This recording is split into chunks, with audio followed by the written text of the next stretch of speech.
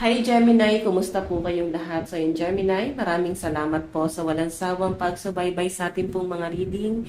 And kung ikaw ay bago pa lang sa ating channel, mag-subscribe na po kayo. Then i-click mo na rin yung ating notification bell para lagi kang updated sa ating mga bagong upload. So Gemini, ang reading pala natin ngayon is ganap sa love life mo ngayong third quarter ng taong 2025. So tignan natin.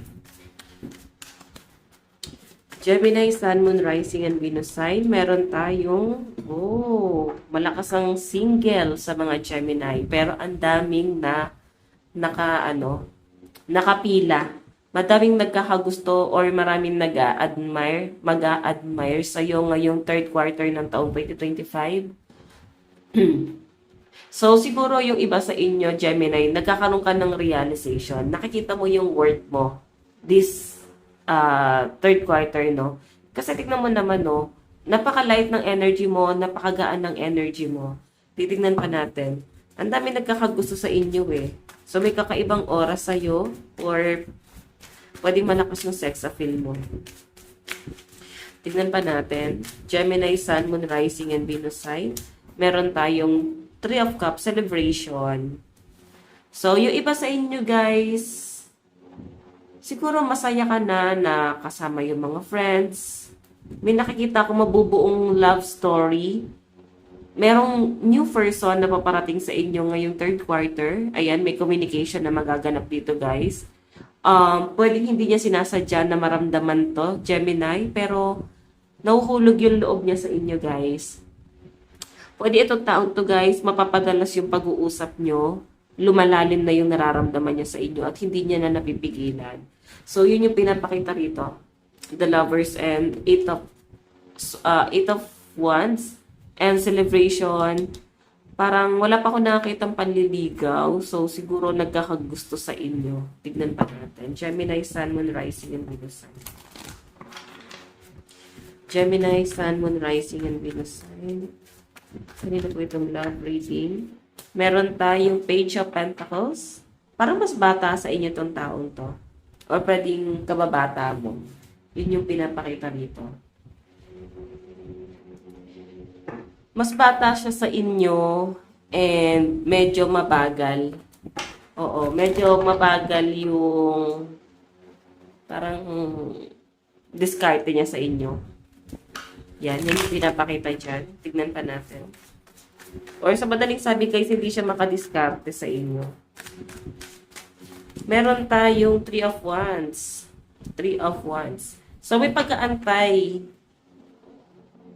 Parang ang tagal na itong relasyon na to na nag-e-explore. Ang tagal niya na parang may sweetness, no? Sabi na natin na may pagpapakita na ng emosyon. Pero yung pinapakita sa akin, guys, parang ang bagal, no? Mabagal siyang umamin sa inyo. Or pwedeng parehas kayo, guys, nag-e-explore. Ayaw nyo naman i-approach or ayaw ka naman yung i-approach. So, siguro nahihiya. Yun yung emosyon na nakikita ko dyan. So, tignan pa natin. Kanina tong reading. Ayan, Gemini. Meron tayong the devil. Oh, may karelasyon to person na nagkakagusto sa inyo. Pero nahuhulog din yung loob mo sa kanya. Gemini. Kasi the devil, oh. May humahabol sa person mo or pwedeng sa'yo to naghahabol. Pwedeng ex mo naghahabol sa'yo or may naghahabol na. Basta may ex dito na naghahabol. And yun yung nagiging kontra. Yun yung nagiging dahilan kung bakit ang hirap i-work out na tong relationship na to. Kasi may ibang involved. Tignan pa natin, guys, additional message para sa inyo. Gemini, Sun, Moon, Rising, and Venus sign. Meron tayong let's rewrite our love story together. O, diba? Ginost ka ng taong to. Or wala kayong naging label before. So, ang sinasabi niya rito, guys, parang pwede ba nating ipagpatuloy ulit? May naudlot kasi pagmamahalan dito na gusto niyang i-work out ulit. Okay? So, tingnan natin. Meron tayong I choose us over and over again. Oh. So, iba sa inyo, guys, baka ex mo to. Nag-end na to, eh. So, siguro, naging friendship kayo. Friendship muna kayo bago kayo naging kayo, no? So, yun yung pinapakita. Okay? So, I choose us over and over again. Kasi ikaw pa rin yung pinipili ng person mo kahit masyado ng komplikado tong relasyon na to. Sa nakikita ko dito, parang magkakaroon ka ng karelasyon. Sa mga single dito, may maayos na relasyon ngayong third quarter. Okay? Merong past person na babalik, magkakaroon siya ng matinding realization. Okay? Tignan pa natin. Gemini, Sun, Moon, Rising, and Venus sign. Meron tayong I long to feel truly noticed by you. Bigla ka na lang niyang naalala, oh. So, siguro yung intention niya rito is wala naman, para isto ka lang naman. Tapos bigla siyang nagparamdam. Hindi niya talaga intention, pero bigla ka niyang naalala, eh. So, may bigla magpaparamdam sa inyo, reconciliation, ngayong third quarter. So, I think maguguluhan na naman yung nananahimik mong puso dahil sa taong to. Meron tayong let's reveal what we lost. Di ba yan, no?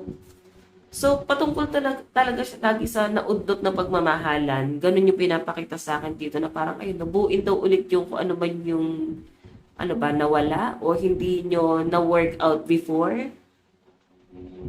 So, yung ba sa inyo guys, pwede engage ka sa taong to, pero hindi nga siya natuloy. Okay, nagkaroon ng separation. Ayan. So, nakikita ko guys yung pagbabalik ng taong to. Sobrang sincere talaga siya.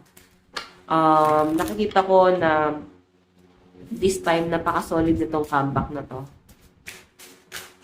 Okay. Meron tayong each small step carries you forward. Nabibigatan ka magdesisyon. Tignan pa natin. Kasi parang ang hirap sa side mo kung ano yung gagawin mo eh. Sa pinapakita dito, Gemini, kasi pwedeng meron kang ibang tao tinitignan. Oo, lalo na madami nagkakagusto sa inyo. Tignan natin.